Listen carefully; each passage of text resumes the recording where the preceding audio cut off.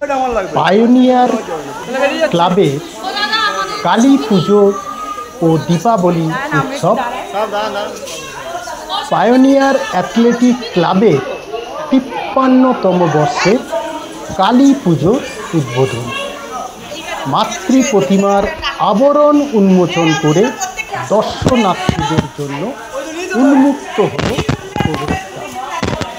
পুজোর আনুষ্ঠানিক উদ্বোধন করলেন পশ্চিমবঙ্গ বিধানসভার স্পিকার বিমান বন্দ্যোপাধ্যায়। উপস্থিত ছিলেন বারাসাত লোকসভার সাংসদ ডাক্তার কাকলি ঘোষ দস্তিদার। পুজোর মূল উদ্যোক্তা ও স্থানীয় কাউন্সিলর দেবব্রত পাল প্রমুখরা উপস্থিত ছিলেন। সেই পর্বের এক ঝলক দেখুন। সারা বছর আমরা এই সময়ের জন্য অপেক্ষা করে থাকি। অনেক দুর্যোগ গেছে পশ্চিমবঙ্গের ওপর থেকে, আপনারা জানেন মাননীয় মুখ্যমন্ত্রী তিনি উত্তরবঙ্গে গেছেন। তা সত্ত্বেও পশ্চিমবঙ্গের মানুষ তারা শান্তিপূর্ণভাবে এই যে দুর্গোৎসব এবং কালী পুজো এটা তারা যে পালন করছেন, আমি সবাইকে ধন্যবাদ জানাই।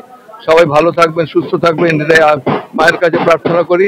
আগামী বছর সবার ভালো হবে এই প্রার্থনাই আমার। বারাসাতের ঐতিহ্য এবং বাংলার কোণে কোণে থেকে শুধু নয়, সারা ভারতবর্ষ থেকে মানুষ সেই ঐতিহ্য চাক্ষুষ করার জন্য আসেন দীপাবলির কয়েকটা দিন বারাসাতে।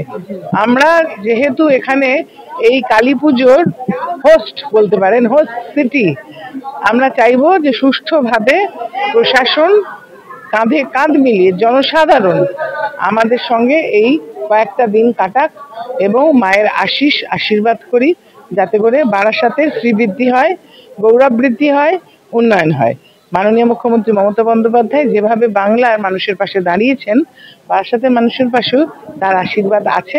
আমরা চাই যে এখানে তার ছোঁয়া লেগে বারাসাতের যত উন্নয়ন হয়েছে এটা আরো ভালো হোক। ঐতিহ্যময় ক্লাব, পুরনো ক্লাব কাজ করছে, যেখানে আপনি দাঁড়িয়ে পুজো করছেন। এটাও কিন্তু সাংসদ তহবিলের অর্থে তৈরি একটা রবীন্দ্র মুক্ত মঞ্চ।